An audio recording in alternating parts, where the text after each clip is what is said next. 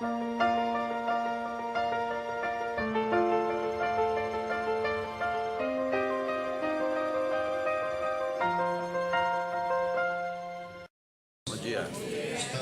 reiniciando a nossa programação do último dia, o 4º Encontro Nacional da Cepa Brasil, com a temática Imortalidade, Mediunidade, Perspectivas para o século XXI. Na programação da manhã de hoje, nós teremos a oportunidade de 2 painéis, 2 exposições, onde daqui a pouco nós teremos o tema Fundamentos da Mediunidade na Filosofia Espírita, pelo confrade Mauro Espínola, e em seguida nós teremos a última exposição da manhã com uma temática, uma pesquisa mediúnica do grupo Espírita Livre Pensador, com a nossa querida Alcione Moreno. Então, vamos formar aqui a nossa mesa da manhã de hoje, que vai conduzir os trabalhos. Eu quero convidar aqui o meu amigo Kleber Mascarenhas e o meu querido amigo Francisco Hermínio. O Kleber vai conduzir aqui a coordenação da mesa e o meu amigo Francisco Hermínio vai ser o nosso secretário. Com a palavra, então, o Kleber. Minhas amigas, meus amigos, bom dia. Nós que acordamos aí sobre as brisas destes verdes mares cearenses da nossa capital alencarina, Fortaleza, de Nossa Senhora de Assunção, a mais bela cidade do planeta, não é?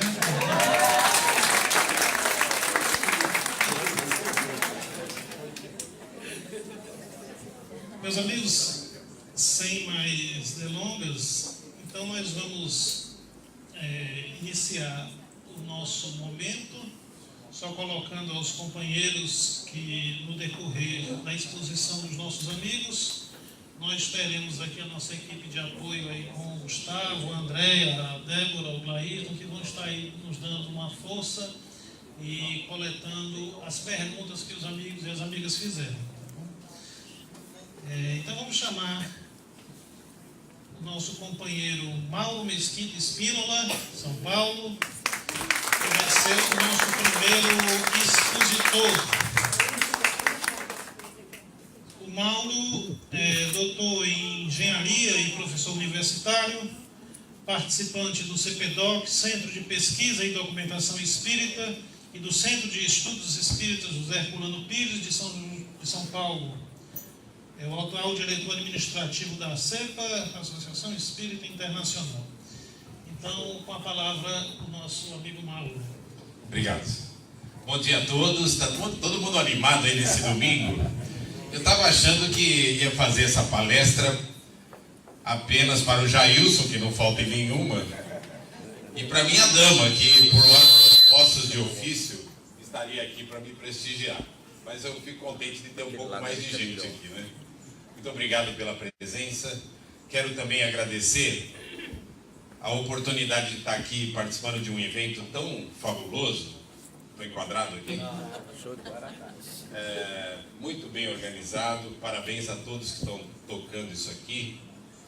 Eu me propus a falar sobre fundamentos da mediunidade na filosofia espírita e percebi desde o início que era uma grande responsabilidade, porque é como se buscássemos refletir sobre, afinal de contas, como o Espiritismo trata a mediunidade. Fiquei um pouco mais angustiado quando percebi que a minha palestra ia ser quase no fim do evento, ou seja, quase tudo já teria sido dito e pouca coisa sobraria para a gente falar. Então resolvi fazer o seguinte: propor aqui para vocês uma espécie de agenda de estudos e pesquisas sobre o Espiritismo. Um conjunto de temas, alguns já bastante abordados aqui, outros possivelmente pouco abordados, tanto no nosso dia a dia como até mesmo nesse evento. Então, primeira coisa, propor essa agenda. Vocês vão ver que vai ter um conjunto de temas, e esses temas serão tratados aqui na minha apresentação de forma muito rápida, apenas para lembrar alguns pontos que eles refletem. Nós tivemos a oportunidade de ter um evento na cidade de Santos, no dia 1º de setembro, com a participação do John, com muita discussão e também muita confraternização. O CPDOC já tem 11 livros publicados. Nós temos uma turminha aqui no evento que participa do CPDOC, e o CPDOC está comprometido tanto com o desenvolvimento do Espiritismo, quanto com o próprio trabalho da CEPA. A CEPA e o CPDOC seguem, na nossa opinião, o mesmo caminho. Então, quem tiver gosto de conhecer o CPDOC, participar do CPDOC, que trabalha com desenvolvimento de temas de apoio ao Espiritismo, pode entrar na nossa página cpdocespirita.com.br. Para falar desse tema, é importante lembrar que a mediunidade é fundamental para o Espiritismo. Sem a mediunidade, o Espiritismo simplesmente não existiria, porque ele está historicamente vinculado à mediunidade e ele também nasceu e cresceu a partir do estudo da mediunidade. Para o próprio centro espírita, a mediunidade tem um papel fundamental. Embora muitos de nós aqui defendêssemos que a questão mais importante que existe no centro seja os estudos e as pesquisas, sem dúvida todos concordaremos que a mediunidade é uma base fundamental dos centros espíritas. Eu vou até falar um pouco mais sobre isso. Para o mundo moderno, sem dúvida, a mediunidade tem também um papel muito importante. Ela precisa ser desvendada, precisa ser melhor conhecida, e precisamos ter condições hoje de vincular os estudos da mediunidade com todos os estudos que existem relacionados à cultura, à saúde, à ciência de uma forma geral. A própria finalidade da mediunidade pode ser sempre discutida, porque muitos consideram que a mediunidade tem pelo menos o fator fundamental, a importância fundamental de ser um fenômeno a ser desvendado. Mas muitos colocam no próprio meio espírita que a mediunidade tem um papel importantíssimo no desenvolvimento humano, no desenvolvimento do ser humano. Todas essas visões são muito boas, muito importantes. E discutir a finalidade da mediunidade, sem dúvida, é um tema de interesse de todos nós.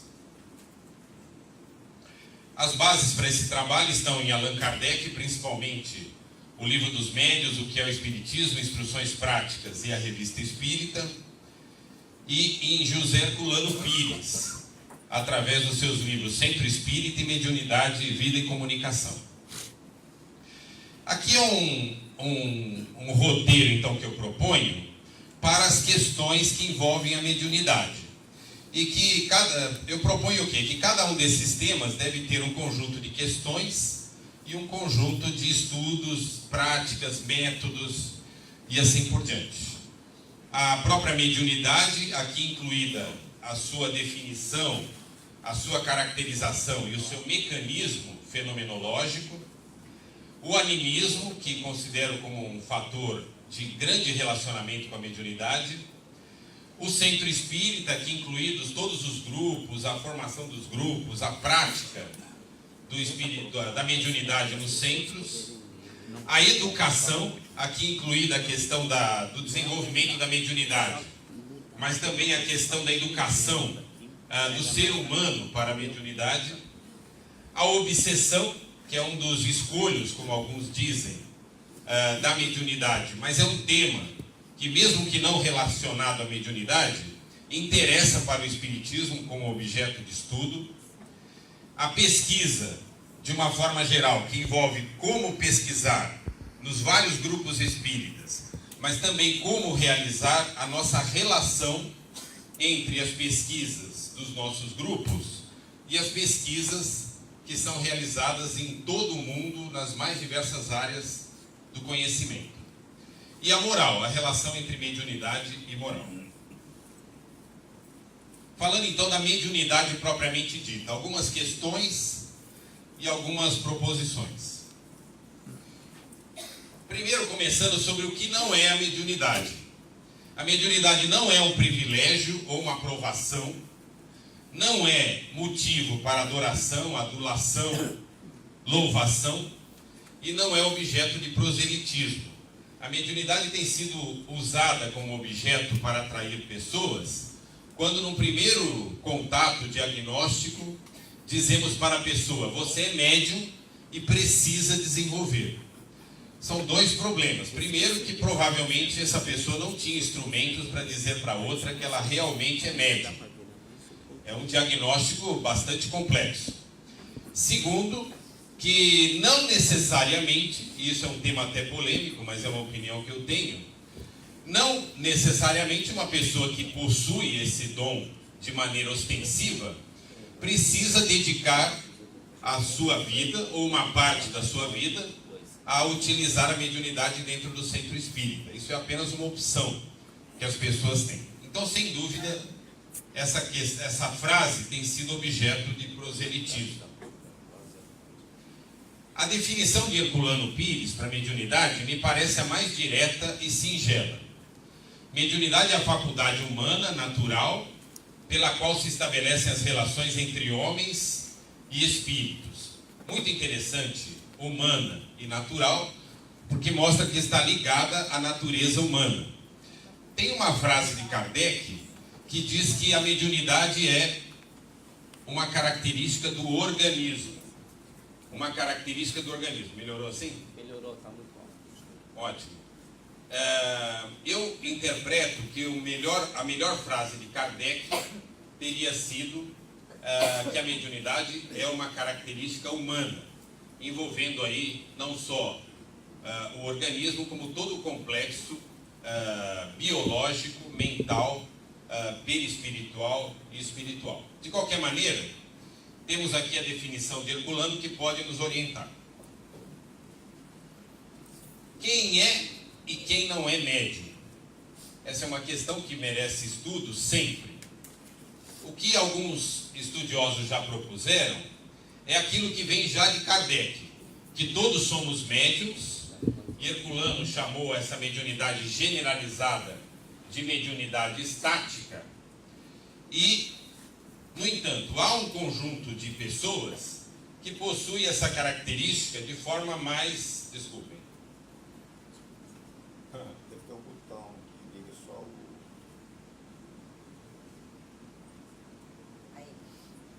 Tem um conjunto de pessoas que possui essa característica mais ostensiva, como propôs Kardec, com efeitos patentes, dependendo de uma organização mais ou menos sensitiva, alguns têm mais, outros têm menos, e Herculano chamou essa manifestação de mediunidade dinâmica. Estudar os diversos tipos de manifestação mediúnica, estudar até mesmo essa capacidade humana, natural, de todos os seres humanos, que é a mediunidade estática, sem dúvida é um dos desafios que temos hoje, principalmente na relação do nosso conhecimento com outros conhecimentos que já se desenvolveram muito nas áreas de psicologia, psiquiatria e assim por diante. E como ela se processa?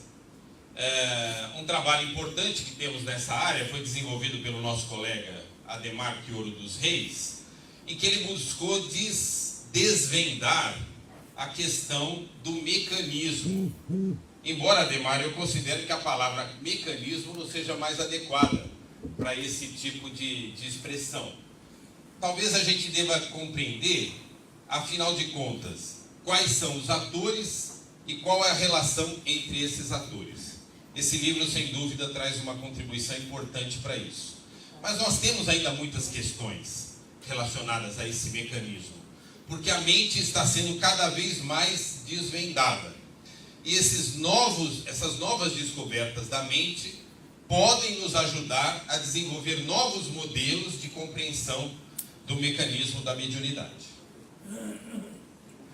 Falar um minuto agora sobre animismo. O animismo é um fenômeno natural, todos reconhecemos isso, né?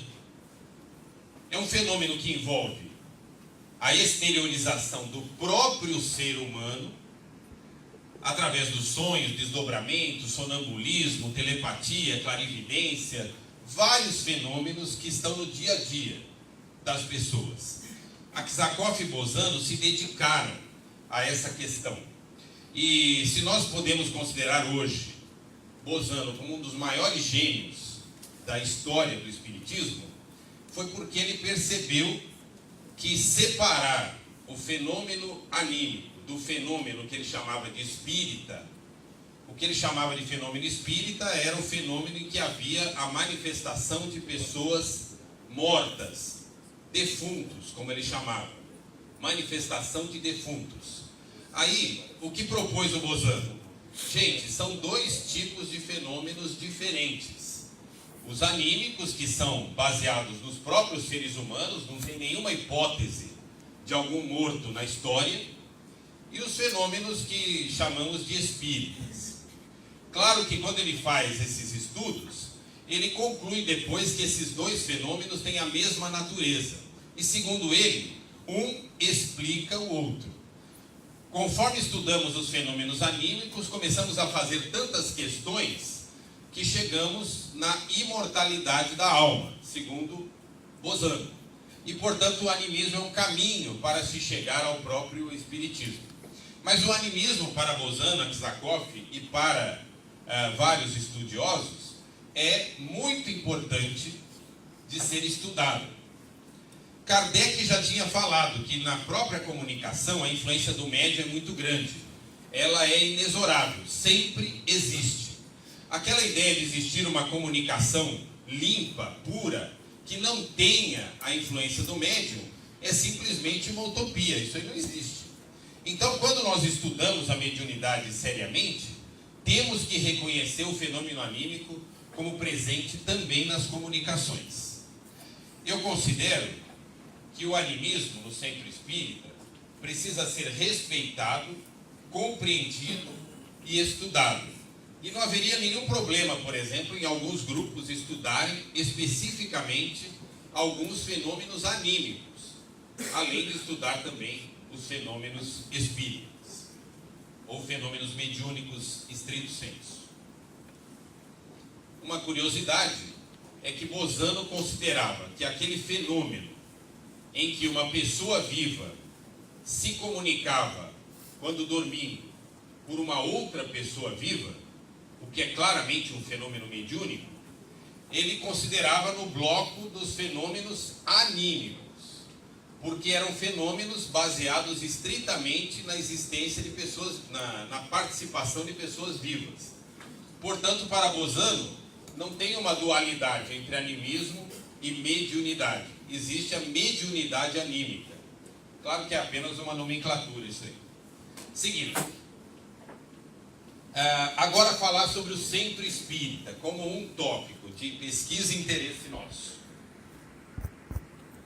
Quando eu escrevi esse livro, Centro Espírita, uma revisão estrutural, percebi que uma questão difícil é propor coisas para o centro espírita, porque não temos uma feição, uma cara única para os centros espíritas. Então, para que tipo de centro eu estava propondo alguma coisa? Aí propus que seria para os centros espíritas que se considerassem como uma associação de pessoas e não como um grupo liderado por um espírito ou um grupo de espíritos. As pessoas é que decidem.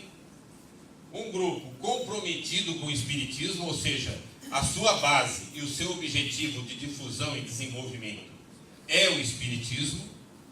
E um grupo sem hierarquia estática e restritiva, ou seja, um grupo que está sempre se renovando e aprendendo. Para esse tipo de grupo, considerei que o papel do centro espírita é reunir pessoas interessadas em compreender e aplicar o espiritismo, difundir o espiritismo, contribuir com o seu desenvolvimento, ou seja, o centro espírita tem um papel de dar uma contribuição para que o espiritismo se desenvolva e proporcionar oportunidade para que as pessoas cresçam, se transformem intelectual e moralmente naquele grupo. Para isso, então, propus 5 estruturas para o centro espírita. Uma delas é a mediunidade, mas também estudos e pesquisas, relações com a sociedade, poder e integração com outros grupos. Evidentemente, não trataremos desses 4 aqui agora, só para citar que mediunidade, portanto, é um desses elementos. E o que a gente discute sobre mediunidade no centro, do ponto de vista da prática do centro? Primeiro, que a mediunidade é de grande importância porque ela é a cara do centro espírita. Embora a gente possa ter muitas atividades importantes no centro, o que vai caracterizar qual é o objetivo a que se propõe aquele centro é a maneira como ele trata a mediunidade. O que eu proponho aqui do ponto de vista de método? A primeira coisa é que temos o método de Kardec. Eu queria até já antecipar aqui uma questão que não foi discutida pelos colegas anteriormente e que eu considero fundamental. Eu vou falar aqui de método para a prática mediúnica e não exatamente o método de pesquisa fenomenológica mediúnica. O método de Kardec não está voltado para a pesquisa do fenômeno chamado mediunidade. Não está voltada para desvendar esse fenômeno. Ela está voltada para desvendar conhecimentos da cultura, da filosofia, da própria ciência, através da comunicação com os espíritos. Então temos essa contribuição, mas podemos desenvolver novos métodos, podemos estabelecer novos caminhos, contanto que tenhamos clareza de qual o objetivo que nós temos. Uma coisa fundamental que proponho é a flexibilidade para experimentar e aprender. Nós temos que reconhecer que a pesquisa e o conhecimento exigem que a gente busque caminhos novos às vezes. Só que esses caminhos novos não são apenas invenções para ficar divulgando novas maneiras de salvar as pessoas. Não. São maneiras que buscamos de compreender um fenômeno, compreender como fazer melhor uma prática e analisarmos se aquilo trouxe resultado ou não. E nós temos que romper com aquelas tradições infundadas e estáticas que apenas colocam freios nesses nossos estudos. A gente não vai desenvolver isso aqui agora, mas podemos discutir essa questão mais à frente. Mas, de qualquer maneira, a mediunidade no centro exige o desejo de se instruir e melhorar. Se nós não tivermos a ideia de melhorar sempre, nós estaremos fazendo centros que a gente aparece um dia, depois aparece depois de 30 anos, e o centro diz, olha, nós fazemos essa reunião da mesma forma há 30 anos. Isso não é nenhum orgulho para nenhum grupo, porque nós temos que estar sempre progredindo naquilo que fazemos. Estou apertado já com o horário. O quarto tema é educação. E as questões envolvidas são a educação para os médiuns e dirigentes da reunião mediúnica e a educação do ponto de vista do papel da mediunidade para as pessoas no mundo moderno. Às vezes a gente chama de desenvolvimento da mediunidade. A ideia, a prática de criar condições para os médiuns se desenvolverem e poderem expressar melhor a sua capacidade mediúnica dentro do centro. Esse termo pode ser utilizado, mas talvez o termo educação seja mais adequado, porque ele envolve todas as questões integrais relacionadas com o desenvolvimento das pessoas dentro do centro.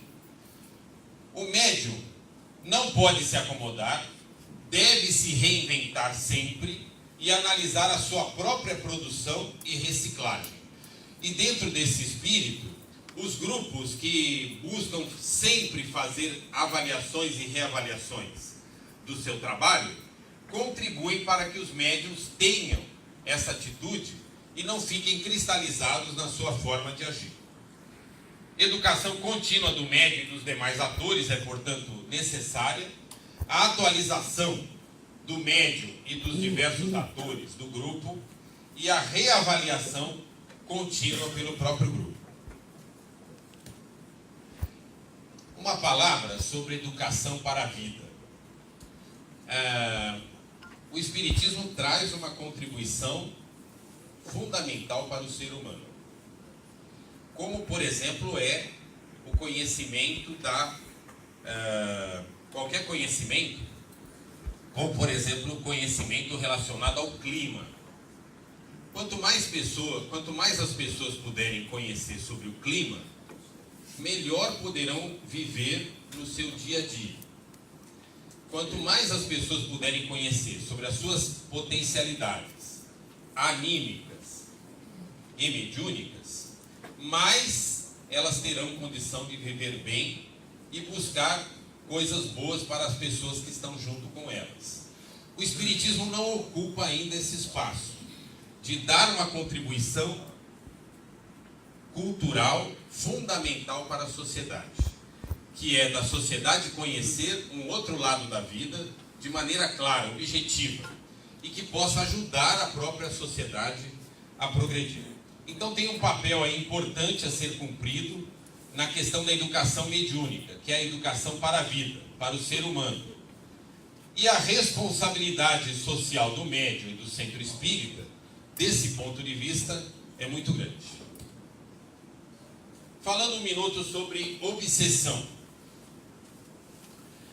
Para Kardec, a obsessão é o domínio que alguns espíritos logram adquirir sobre certas pessoas. Existem até definições mais largas para a obsessão, falando até mesmo de obsessão de pessoa para pessoa. Mas do ponto de vista espírita, a gente considera a obsessão a influência de um espírito sobre um ser humano. Nós temos que sempre definir, redefinir a obsessão, porque é um tema de estudo e pesquisa, então precisamos conhecer mais, caracterizar melhor a obsessão como fenômeno e estruturar e ampliar o conhecimento sobre esse fenômeno, que é pouco conhecido da sociedade e pouco conhecido também por nós espíritas. A terapia da obsessão envolve várias atividades necessárias. Nós temos que ter como objetivo o de atender as pessoas e avaliar e aperfeiçoar continuamente essa forma de tratamento. Para isso precisa ter equipe e precisa ter uma metodologia de trabalho adequada. E agora, sobre o tema pesquisa, que se relaciona também à mediunidade como a todos os temas do espiritismo. O mundo gira, as coisas acontecem, as pessoas estão buscando, pesquisando. Muitas vezes temos a impressão de que esses tópicos que a gente estuda são apenas de nosso interesse. Isso não é verdade. Muita gente já está estudando. Eu vou tentar falar um pouquinho sobre isso. Nós precisamos fazer pesquisas com foco, com método e principalmente com interação e colaboração com muitas outras áreas do conhecimento. Eu acabei invertendo aqui. Num trabalho recente que eu apresentei no Simpósio do Pensamento Espírita, eu mostrei essa técnica chamada revisão sistemática da literatura, que é uma maneira de nós levantarmos quais são as pesquisas que estão sendo realizadas sobre determinado tema na literatura como um todo. Essa técnica faz com que eu tenha um conjunto de estudos que eu capturo através de ferramentas da internet. Eu faço uma análise para saber quais as que me interessam e daqui eu faço uma análise para entender como que essas pesquisas já realizadas abrem caminhos para outras pesquisas. Quando a gente vai fazer essas pesquisas, temos que buscar nas bases de dados de artigos publicados no mundo inteiro. São várias bases de dados que existem disponíveis. Um estudo que nós fizemos preliminar foi da experiência de quase morte, em que colocamos a expressão em inglês relacionada a isso e buscamos quais foram as pesquisas já realizadas nessa área. Aqui é um quadrinho que não vai dar para ler, mas só para vocês saberem. Essa aqui é a pesquisa com as palavras-chave da experiência de quase morte, que encontrou 148 publicações de alto nível no portal PubMed, que é do ano de 2015, por um brasileiro, Marco Aurélio Basto Júnior, da Universidade Federal do Mato Grosso, mas com participantes também da Federal de Juiz de Fora. Foi publicada na revista Arquivos da Psiquiatria Clínica, da USP. Mediunidade, uma revisão de estudos quantitativos publicados no século XXI. Qual foi a conclusão dessa pesquisa? Qual é o trabalho feito por essa pesquisa de Basto Júnior? Ele definiu a mediunidade, eu fiz aqui uma tradução livre, a mediunidade pode ser definida como uma alegada capacidade de se comunicar com pessoas falecidas. Olha que interessante, a própria definição de mediunidade talvez mereça a gente pensar para poder conversar com outras áreas. E tem sido muito usada essa palavra, alegada capacidade. Ele não está, nesse momento, discutindo se existe ou não mediunidade. Ele está discutindo sobre quais os fatores que envolvem o fenômeno quando existe a alegada mediunidade. E o objetivo da pesquisa é resumir e discutir os resultados encontrados em recentes estudos de investigação da mediunidade. Então, esse artigo é uma revisão como aquele que nós fizemos do EQM para a mediunidade. E quem quiser fazer um estudo de mediunidade hoje deve, portanto, dar uma lida nesse artigo para saber o que já se publicou por aí. Olha o que eles fizeram. Tinha vários artigos, houve uma seleção deles pelas palavras-chave, ficou 150. Aí eles separaram, alguns eram repetidos, outros eram excluídos porque não estavam dentro do objetivo da pesquisa. Sobraram 10 artigos. Ainda são poucos, mas em outras pesquisas pode dar mais. Analisaram esses 10 para chegar às conclusões deles. Aí chegaram a vários resultados e conclusões, eu não vou detalhar, mas uma delas é bem interessante, ó.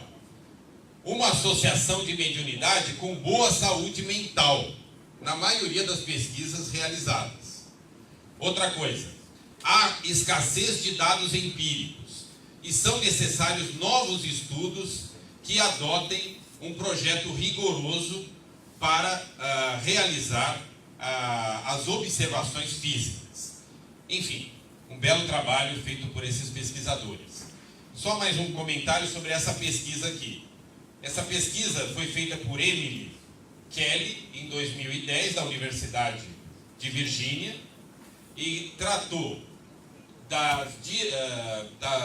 das perspectivas para a pesquisa mediúnica.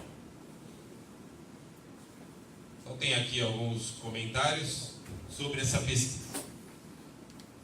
Agora falando sobre moral, que para encerrar, porque meu tempo se esgotou. Mas eu não vou falar quase nada de moral, porque não tenho moral para isso. Ó, mediunidade e moral. Mediunidade não depende da moral, mas a sua aplicação sim. Então, talvez a gente deva, com mais objetividade, fazer mais estudos e pesquisas relacionados à questão da relação entre mediunidade e moral. Só 4 propostas para encerrar.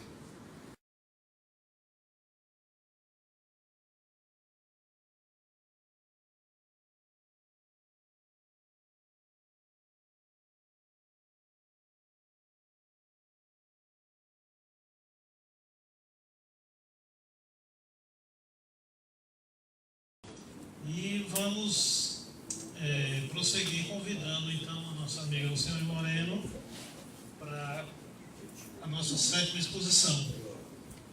A Alcione, médica, ginecologista, obstetra, sexóloga, homeopata, membro do GELP, Grupo Espírita Livre Pensador, do CPDOC, Centro de Pesquisa e Documentação Espírita, foi presidente da SEBA Brasil por 2 mandatos, de 2009 a 2011 e de 2011 a 2013. Então, com a palavra, nossa amiga Alcione.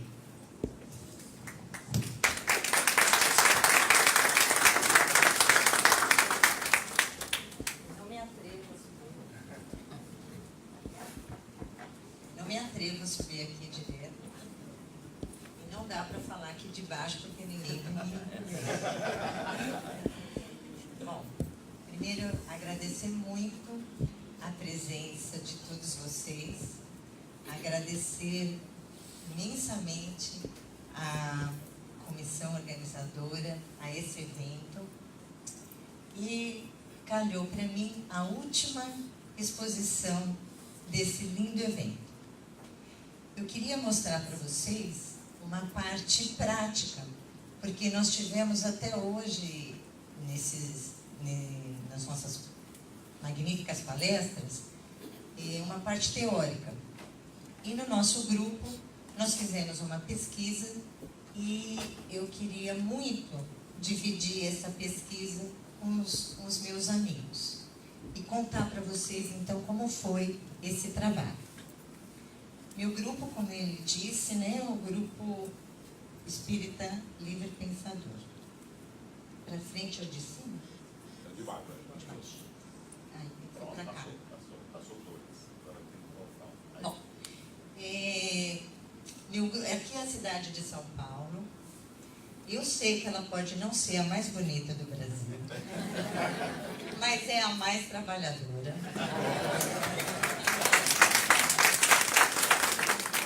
E certamente aqui eu digo que São Paulo pulsa, porque são 24 horas que acontece alguma coisa na minha linda cidade para mim. Bom, nosso grupo, ele se encontra numa sala cedida pelo Grupo Espírita Redenção Alta de Souza, que se encontra no Belenzinho. Então, aqui é a Zona Leste, a gente fica mais ou menos aqui. Nosso grupo são de mais ou menos 10 pessoas e são, nesse trabalho, tivemos a participação de 4 médiuns, 2 homens e 2 mulheres. Nosso grupo entende a mediunidade como um fato natural. E nosso trabalho foi orientado nas diretrizes teóricas, técnicas e éticas do espiritismo laico, progressista, humanista e livre pensador.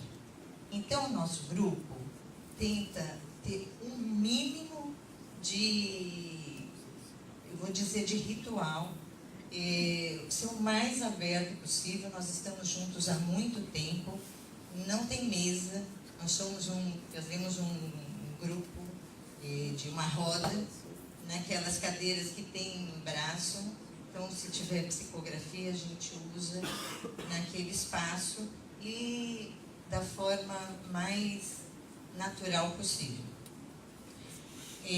Seguimos a orientação e classificação do Livro dos Médiuns. Nesse trabalho, especificamente, a mediunidade que foi utilizada foi a psicofonia consciente. Essa descrição está no Livro dos Médiuns. E calhou, vou mostrar, já fizemos uma pesquisa anteriormente que tivemos outros tipos de mediunidade, mas especificamente para esse trabalho o que aconteceu foi a psicofonia. Todas as nossas comunicações são gravadas, são transcritas e nós nos reunimos todas as quintas-feiras. Na terceira quinta-feira de cada mês, essa comunicação é analisada criticamente. Então, as 2 primeiras são para estudo, a terceira para analisar as comunicações recebidas e a quarta e última, quinta-feira de cada mês, é a mediúnica. Nós iniciamos com uma leitura de um trecho de alguma comunicação já recebida nos anos de 2011 a 2013, a preparação do ambiente em um rápido relaxamento. Aqui o Expresse deveria ter colocado entre aspas, porque na própria conversa já vai harmonizando o ambiente e a gente já passa para as comunicações. Nós temos um questionário pré-estabelecido, então, assim que a comunicação, nós começamos a fazer as perguntas. As comunicações foram todas espontâneas, nós não fizemos nenhuma evocação e todas as comunicações utilizadas para essa pesquisa foram classificadas como séria naquela classificação que temos no Livro dos Médiuns, que vocês conhecem. O grupo apresentou em 2013, no 13º Simpósio do Pensamento Espírita, um ensaio, né, sobre reencarnação das comunicações de 2011 e 2013. E dessa vez o nosso questionamento foram para as comunicações de 2014 a 2016. Nós fizemos uma pesquisa qualitativa e partimos das premissas que existem espíritos, eles são imortais, eles se comunicam e existe reencarnação. E assim nós começamos as nossas perguntas. A primeira, qual o seu nome? Nós achamos importante porque era a forma, a gente se sente mais confortável para conversar com o espírito. Exatamente como a gente faz entre nós. Eu não consigo conversar com ninguém sem saber o nome dela. E assim fizemos também com os espíritos. E também porque guardamos essas comunicações e depois comparamos se aquele espírito que se comunicou com o nome, por exemplo, de Edivar, se mantém a mesma linguagem, se mantém o mesmo padrão.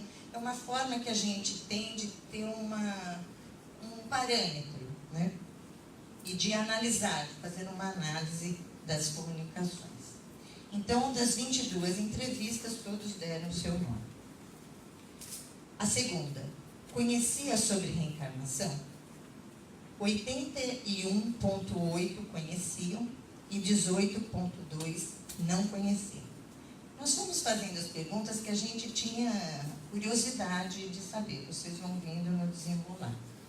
Daí, se conhecia sobre reencarnação, se foi útil este conhecimento. 77,8% que sim, e o restante que não.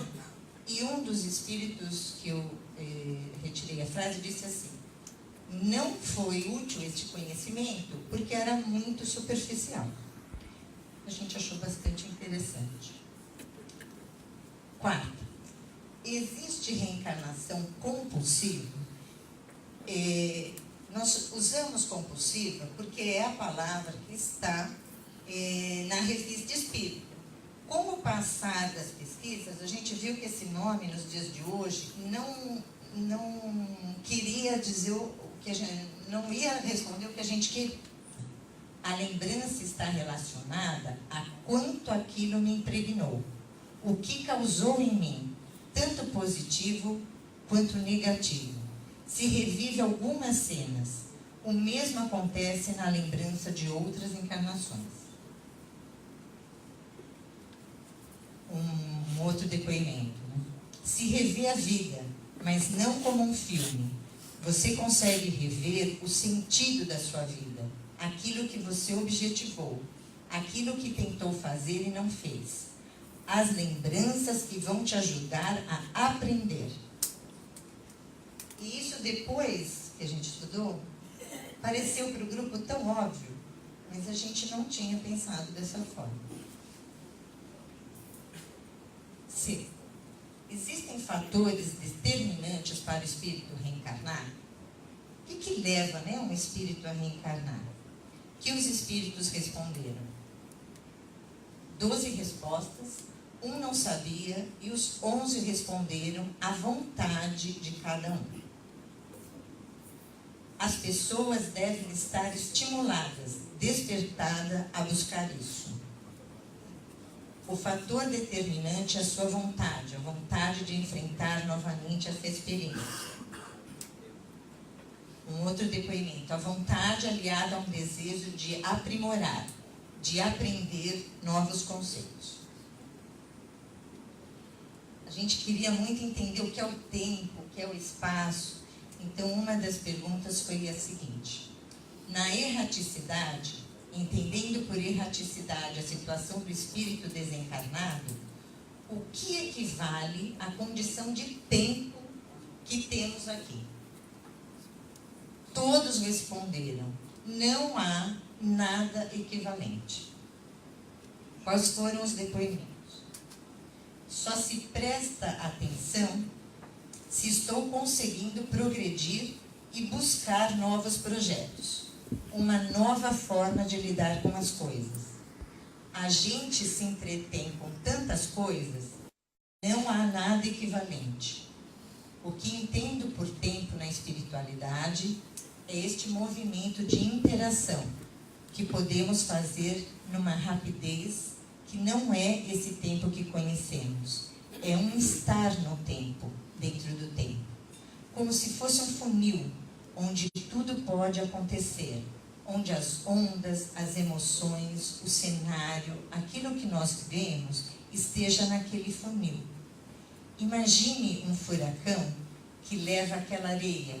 É como se levasse todo o nosso pensamento. Esse é um tempo, só que é um tempo não cronológico, físico, né? É um tempo de conhecimento, um tempo onde pode colher e receber informações o tempo todo. Quais foram as nossas dificuldades? Sem sombra de dúvida, a maior dificuldade foi para a gente confeccionar as perguntas. Nós achamos muito difícil, porque nem sempre as perguntas que a gente fazia tinham as respostas que a gente desejava, não ficava claro.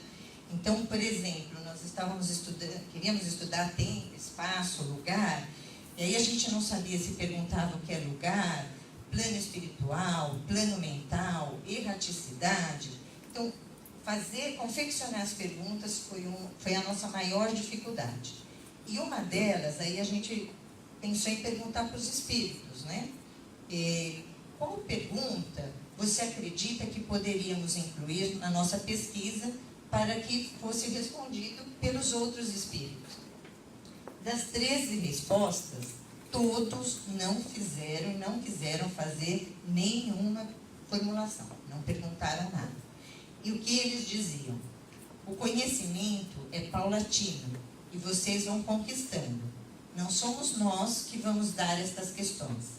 Vocês mesmos vão sentindo, no decorrer do trabalho, a necessidade de outras questões. Se fizermos alguma questão, a sensação que nós temos é que possamos estar ultrapassando, invadindo. E um outro espírito nos disse o seguinte: nós não precisamos formular, tem que ser de vocês, mas podemos inspirar.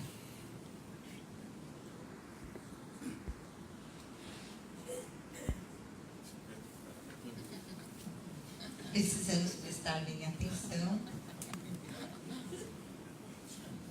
Oitava pergunta: o que pode relatar sobre o plano espiritual? E aí, como eu disse, né, essa pergunta ela foi se mudando. Teve uma vez que fui eu que perguntei, que eu queria saber, né, como era o plano espiritual, como é o lugar que você está.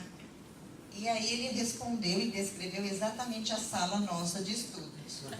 E aí eu me senti muito burra. Não é por aí. E assim nós fomos aprendendo e ficou, né? O que você pode relatar sobre o plano espiritual? 21 respostas e os depoimentos, né? Tudo se processa através de nossa vontade. A vontade impulsiona o pensamento e esse pensamento interage com outras mentes e outros pensamentos, fazendo um elo muito forte. E na medida das possibilidades, essa intenção, essa vontade se transforma em ação.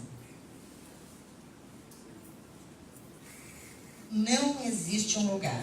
Todos falaram a mesma coisa. Todos.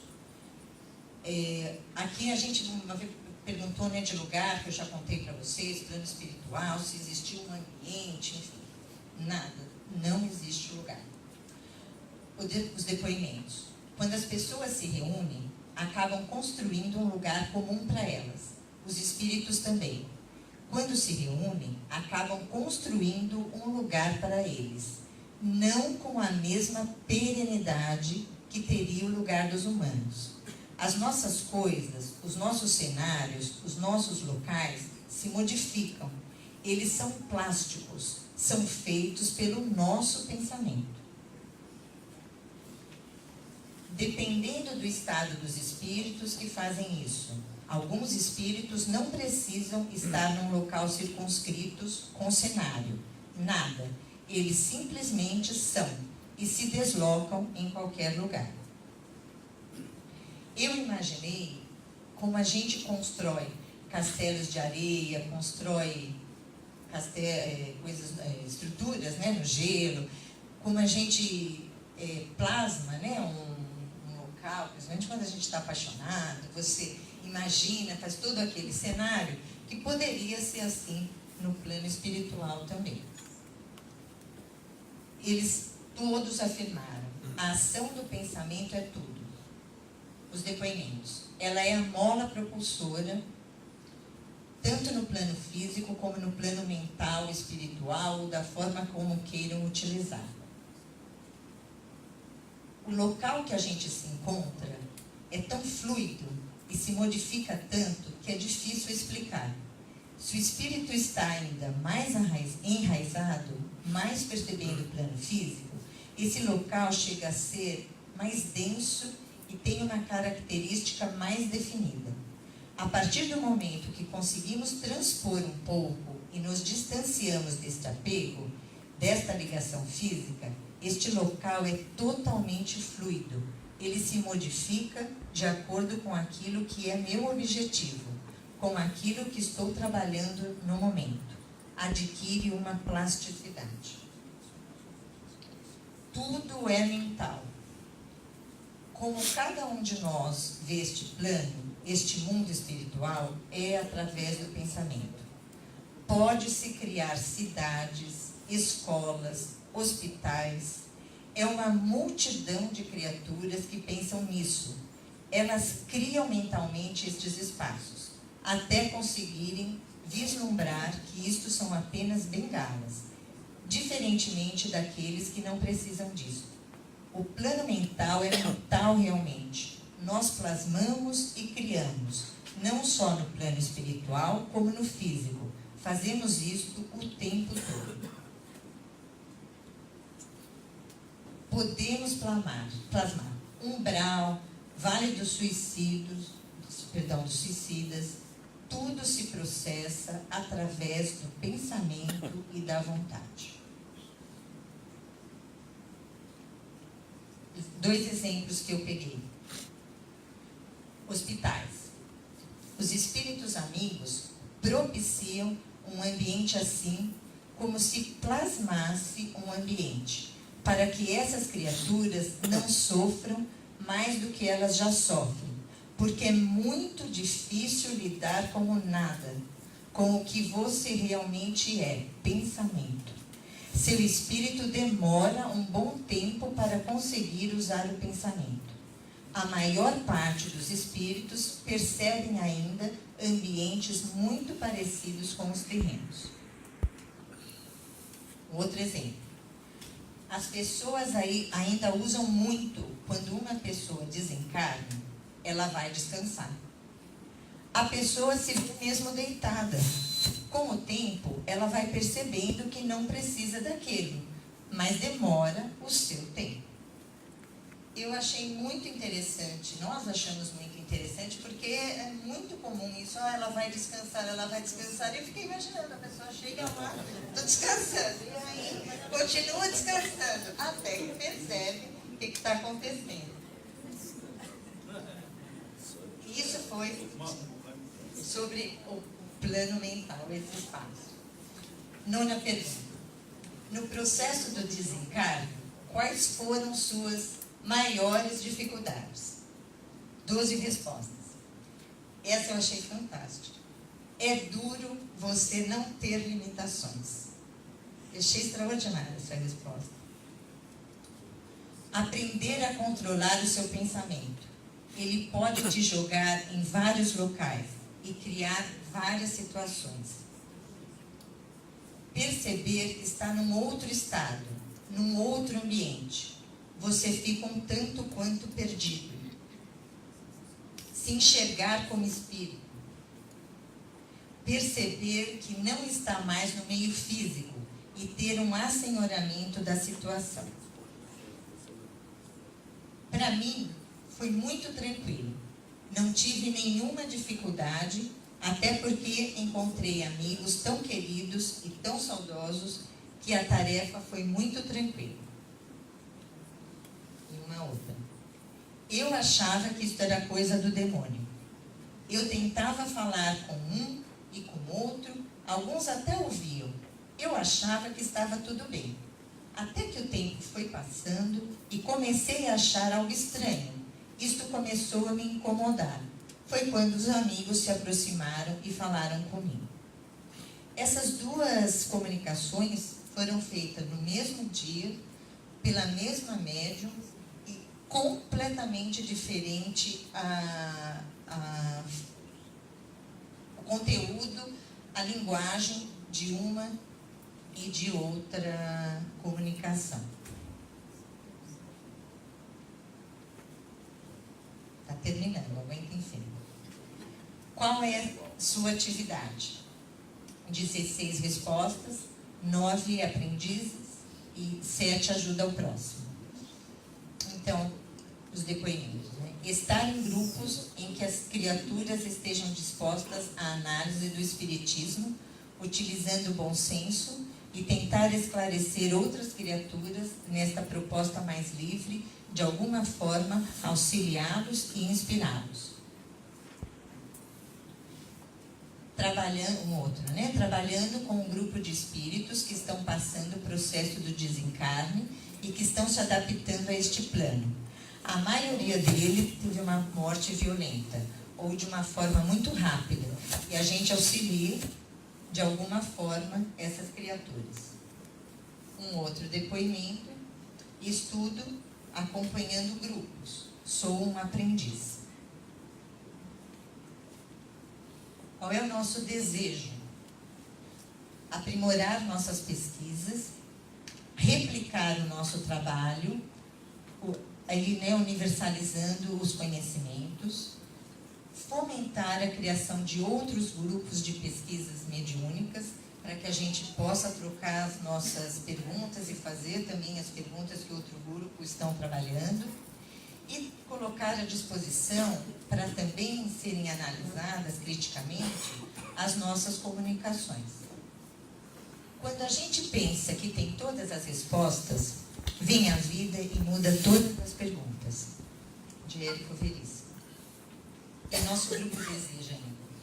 De uma semente nasceu uma árvore cheia de galhos e frutos, que gerou uma nova semente, que por sua vez dará origem a outra árvore. O GELP convida a todos a plantar dúvidas. Uma dúvida plantada vai gerar novas respostas, que resultarão em novas dúvidas. Nossa bibliografia e o meu muitíssimo obrigado.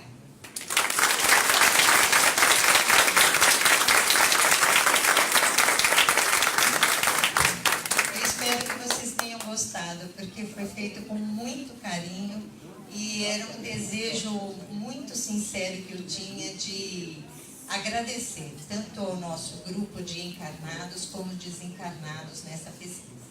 Muito obrigada. Então, agradecemos a nossa amiga Alcione e pedimos aos companheiros que continuem nas suas reflexões para a elaboração de suas perguntas.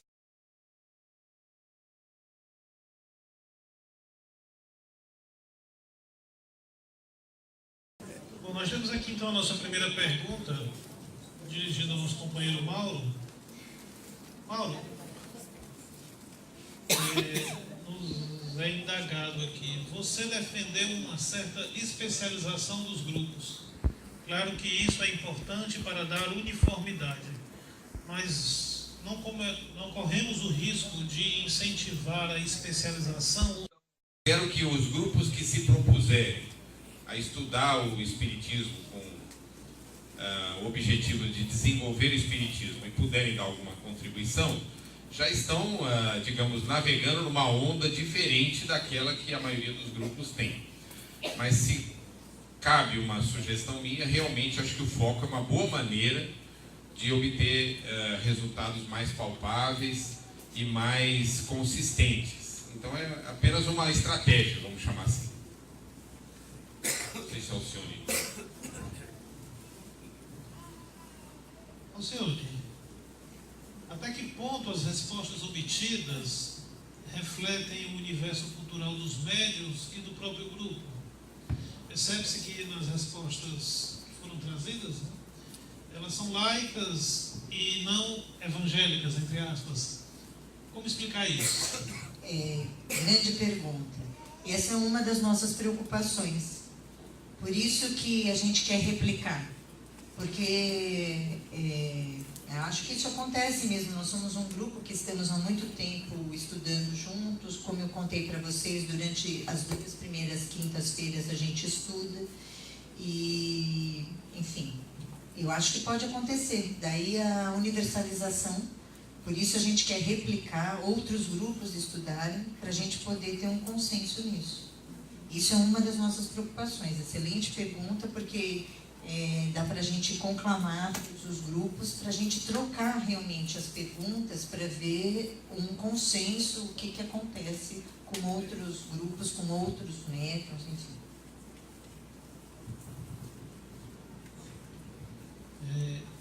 Esta próxima pergunta ela não foi direcionada, então eu vou deixar os companheiros livres aqui. Tá? Como trabalharmos um método para a pesquisa sobre mediunidade sob o ponto de vista do fenômeno? Acho que eu vou responder.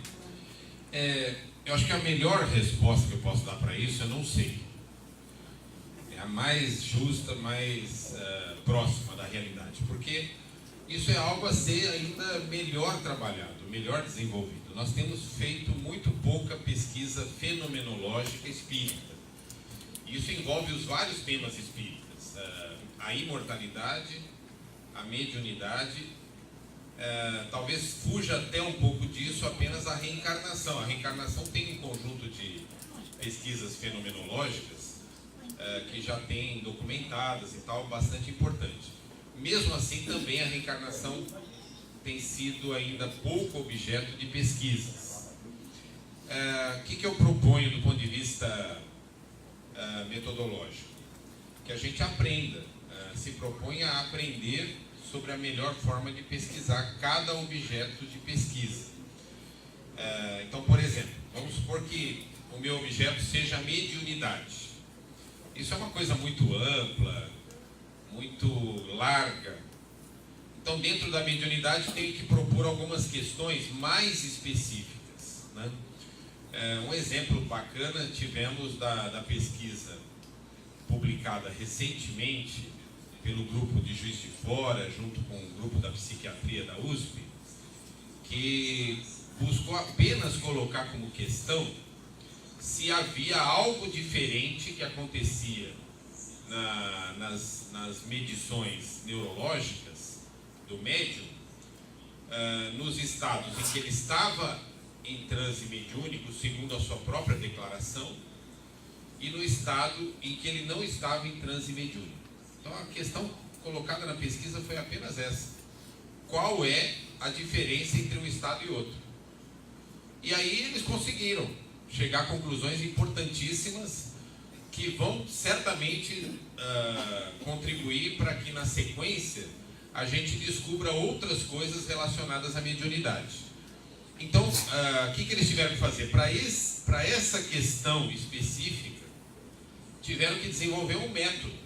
Esse método envolveu escolha dos médiuns, colocar quais as medições que seriam realizadas, qual era o arcabouço teórico relacionado a doenças mentais que estava relacionado àqueles desempenhos que seriam medidos.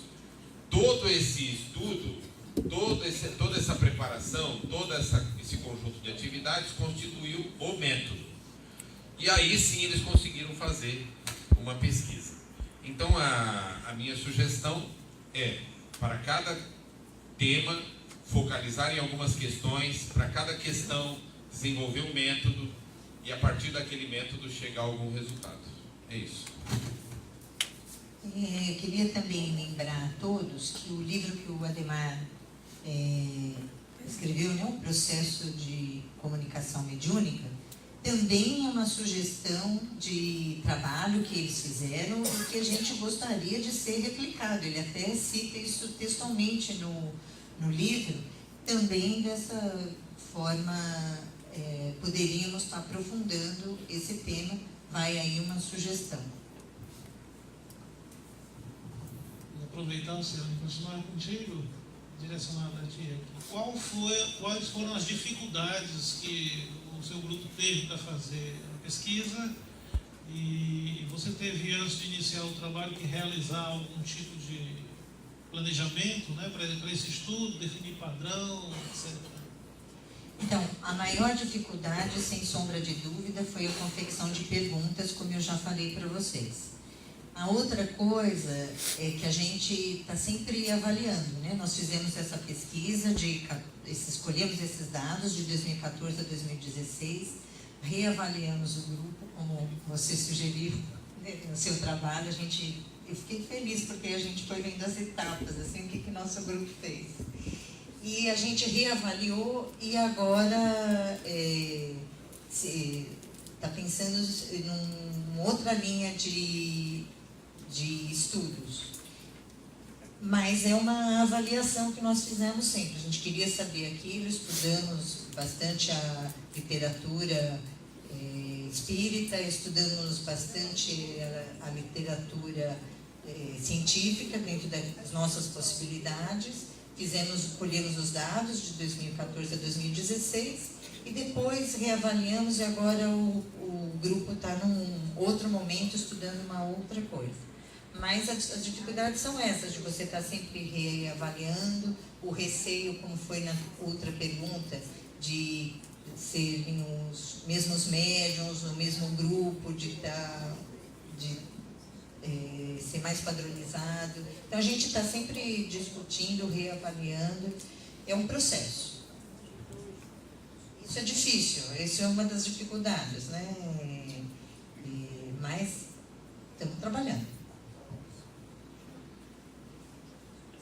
Essa próxima pergunta também não foi direcionada, deixo os companheiros aí à vontade, mas nas avaliações de um grupo por outro grupo, como combater o melindre? Eu vou falar porque fui eu que propus isso aí. O melindre sempre vai existir, porque nós somos seres humanos, né? Então, por exemplo, quando a gente na universidade manda um artigo para uma revista, e o que é muito normal, o artigo volta com muitas críticas duríssimas, algumas até dizendo algo do tipo: isso não é pesquisa, isso não tem valor algum. Acontece isso nas avaliações que a gente manda depois de ter trabalhado mais de um ano numa pesquisa. Aí vem um comentário desses.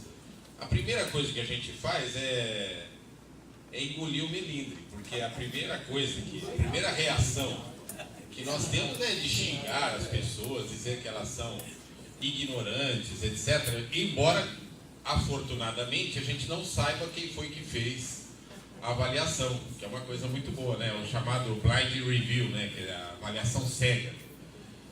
Pois bem, o melindre existe porque faz parte do ser humano. Mas nós temos que conviver com ele, temos que administrar o nosso melindre. Quando um grupo de pessoas que se reúne para fazer um trabalho, ela tem que ter a capacidade de submeter esse trabalho à avaliação. Então, o que eu estou sugerindo? Havendo um grupo, mesmo que pequeno, de grupos, um conjunto de grupos que busca trabalhar o espiritismo de forma mais objetiva, com pesquisa, eles podem colaborar entre si, analisando e avaliando os métodos e os resultados que os outros grupos estão obtendo, né? Isso pode ser promovido pelo próprio grupo que está fazendo as suas pesquisas. Fazer uma reunião, isso pode ser periódico, de ano em ano, de 3 em 3 anos, convidar colegas de outros grupos, apresentar para esses colegas quais são as questões propostas, quais são os métodos utilizados, quais foram os resultados obtidos, e os colegas fazerem comentários.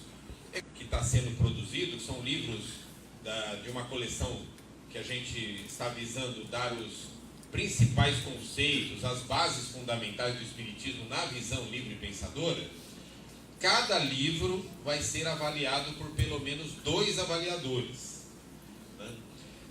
O CPDOC também vai buscar dar uma contribuição aos livros, principalmente daqueles produzidos pelo próprio CPDOC. Então vai ter uma sessão agora em Curitiba, no final do ano, em que nós vamos analisar alguns livros. Pois bem, esse processo é o processo que traz aprendizado também para os avaliadores, porque quando o avaliador avalia um texto, ele consegue enxergar coisas que ele não enxergou no próprio texto que ele escreveu. Porque quando a gente vai ler, é um papel muito diferente daquele de escrever, daquele de fazer um trabalho. E também na análise de trabalhos mediúnicos, isso pode acontecer. Na hora de apresentar o trabalho e alguém analisar, ambos estarão aprendendo. Então, é um processo de aprendizagem. Temos aqui uma pergunta direcionada a Alcione. Os espíritos usados na pesquisa, eles são tomados de forma aleatória ou, acredito que esteja se referindo aqui às evocações, ou são evocações específicas? Não, nós não fizemos nenhuma evocação. No nosso, na primeira vez, lá na primeira oportunidade que a gente queria fazer pesquisa, nós combinamos com os espíritos e falamos, olha, nós queremos fazer pesquisa, a gente queria saber mais sobre reencarnação. E a resposta foi assim, tudo bem, nós vamos nos organizar para isso. E assim foi. Então, as reuniões, muitas vezes, a gente nem fazia as perguntas, ele já ia respondendo naquele tópico que a gente queria, já ia colocando as respostas daquela forma. Num slide que eu mostrei sobre como foi o desencarne, né, que eu contei para vocês que veio uma mensagem de que foi muito tranquilo, e depois uma outra que falava que aquilo era coisa do demônio, que ela nunca tinha pensado naquilo. Essa se identificou como uma mulher.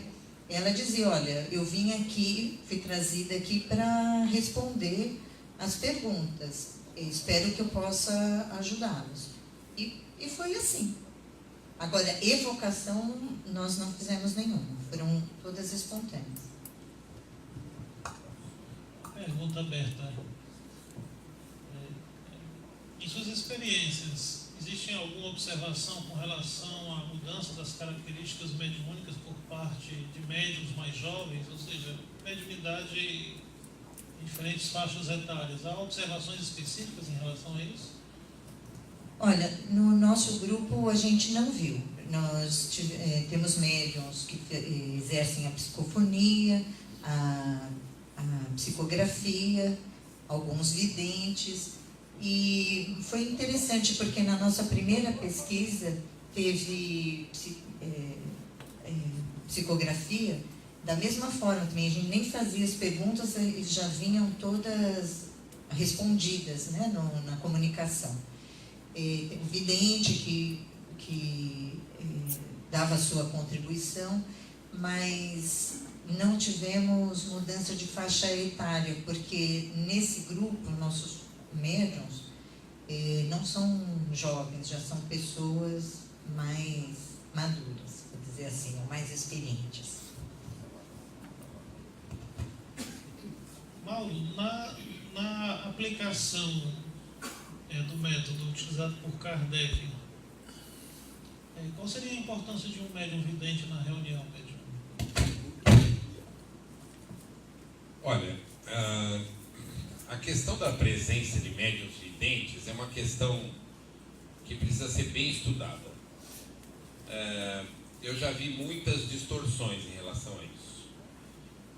O médium vidente, pela suposta capacidade de enxergar melhor do que os outros o que está acontecendo, acaba tendo um papel de muita direção e muita autoridade dentro da reunião. Então a vidência, evidentemente, é um fenômeno que precisa ser estudado e considerado nos nossos estudos. E o papel de alguns médiuns videntes pode ser bem específico na reunião. Mas tudo isso tem que ser objeto de análise crítica e de observação. Se nós entramos numa ideia, num caminho de sempre tomar como verdade o relato de um médium vidente, nós não estamos fazendo pesquisa. A gente está recebendo como algo que seja uma revelação, aquilo. Se estamos à busca de revelação, ele pode ter esse papel. Se estamos à busca de compreender um fenômeno, compreender até mesmo um tema de estudo, a presença do médium vidente deve ser apenas mais uma contribuição dentro da reunião, que deve ser objeto de análise crítica e de observação junto do contexto geral. Essa é a minha opinião. A nossa experiência é assim também. A grande maioria é por psicofonia e por psicografia. E o médium vidente, normalmente, no final, nas suas considerações, aí algumas vezes acontece, outras, a maioria não acontece. E a gente, só como você falou também para nós, é um dado a mais. Só. Uma pergunta de cunho mais de curiosidade. Descrições do mundo espiritual em obras mediúnicas não seriam apenas metáforas que socorrem de paradigmas materiais? Então, nós começamos a estudar por isso, porque tinha a história do nosso lar, tinha o filme, e a gente do grupo não estava contente com aquilo. A gente achava que não era daquela forma, a gente queria estudar melhor como seria. E deu nesse trabalho que eu mostrei para vocês. O problema, agora sim, eu acho que é metáfora, mas o problema é que a maioria dos espíritas toma como verdade absoluta. Muita gente não lê Kardec e lê André Luiz. Nada contra André Luiz, tem coisas muito importantes, mas a gente prima por começar por Kardec, estudar bem Kardec, para poder entender que isso é uma metáfora. A questão da metáfora é muito importante a gente analisar. A metáfora tem grande contribuição nas várias comunicações que a gente realiza. Por exemplo, na comunicação dos espíritos pode haver metáfora, e às vezes a gente, na nossa maneira de escrever, de falar, de se expressar até numa palestra, se utiliza de metáforas. Então a metáfora tem grande valor, porque ela transmite paradigmas, vamos chamar assim, e tem que ser valorizadas. O erro está em a gente tomar a metáfora pela objetiva realidade. Isso é que é uma coisa que precisa ser mitigada. Quando tomamos a metáfora pela objetiva realidade, a gente pode estar trazendo uma distorção. Então é questão de analisar cada contexto para ver o valor de uma metáfora, tanto na comunicação de uma forma geral, como na comunicação com os espíritos,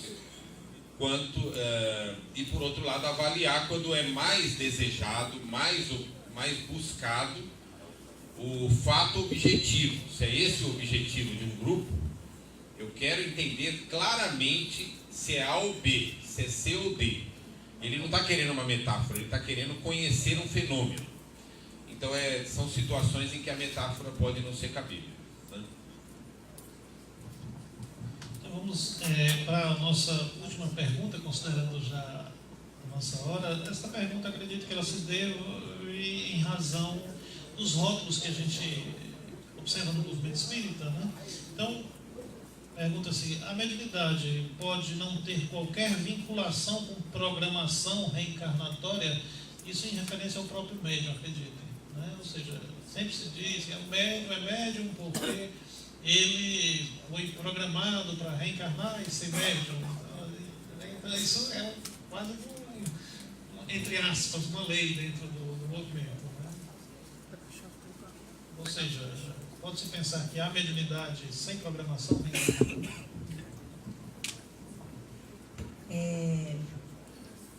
A gente tem estudado e entendido a mediunidade como um processo natural. Não vejo como um dom, vejo como uma faculdade. E basicamente orgânica. E como nem reencarnação tem como obrigatoriedade, eu posso escolher. Isso é uma das coisas que eu mais amo no Espiritismo. Você pode escolher, você pode pensar, você deve pensar, questionar, refletir. Isso é uma possibilidade sua, de sua responsabilidade. Você tem essa liberdade, você tem essa autonomia e a sua responsabilidade. Então, pode ser escolhida? Pode ser escolhida, mas nem sempre. Dizer que tudo acontece porque a gente escolheu é como o desenhinho que eu pus lá para vocês, né? Então tem o cego, o manco, e você vai escolher. Eu não vejo dessa forma. Eu vejo que a gente pode escolher. Se você quer escolher ser médium, ok, mas não 100% das coisas escolhidas. Não vejo um caminho retilíneo nessas pesquisas. A questão da vida já determinada, com todo respeito a quem pensa dessa forma, eu considero completamente insustentável. É um discurso absolutamente insustentável. Um dos motivos que faz eu acreditar muito na reencarnação, irreverentemente, é o fato de perceber que a maioria de nós muda pouco durante a vida. Então eu fico pensando, deve ter mais vida, porque as pessoas devem mudar mais do que isso, né? A pessoa muda pouco. Então eu tenho, por exemplo, colegas de faculdade que eu encontro depois de 30 anos. Quando eu vou ver, é a mesma pessoa. Ela mudou muito pouco. E eu mesmo, mudei pouco. Ele fala, pô, você é o mesmo Mauro que eu conheci. Eu falo, pô, mas talvez até decepcionante isso, né? Isso me faz pensar que existe a reencarnação, entendeu? Uma expectativa de que a gente mude um pouco mais. Mas é o fato de nós mudarmos pouco é que faz com que a nossa vida também mude pouco, né? Então, quando a gente observa, por exemplo, a vida de uma pessoa que mudou muito, ela mudou, a vida dela mudou. Então, quem faz a nossa vida somos nós temos que reconhecer isso. Quem constrói o nosso caminho somos nós. O nosso caminho, ele emerge de dentro para fora, e não de fora para dentro. Se a gente não se libertar dessa coisa que a nossa vida já está determinada, já está planejada, já está desenhada, a gente não vai sair de onde nós estamos. Então, desse ponto, eu não tenho meias palavras. Eu acredito que realmente seja um equívoco a gente manter o espiritismo vinculado a essa ideia de um planejamento estático para a nossa vida. Coisa do tipo, olha, vai acontecer tal coisa quando você tiver 20 anos. Isso é um absurdo completo. Quem constrói a nossa vida somos nós. É claro que quando a gente está vindo para encarnar, é bem provável que a gente faça algum plano. E um plano que tem uma generalidade de situação, contexto em que você vai encarnar e que vai te trazer a oportunidade de fazer algumas coisas. Mas aquilo é apenas o ponto de partida, como plano de qualquer projeto, de qualquer ideia. A partir daí haverá uma dinâmica.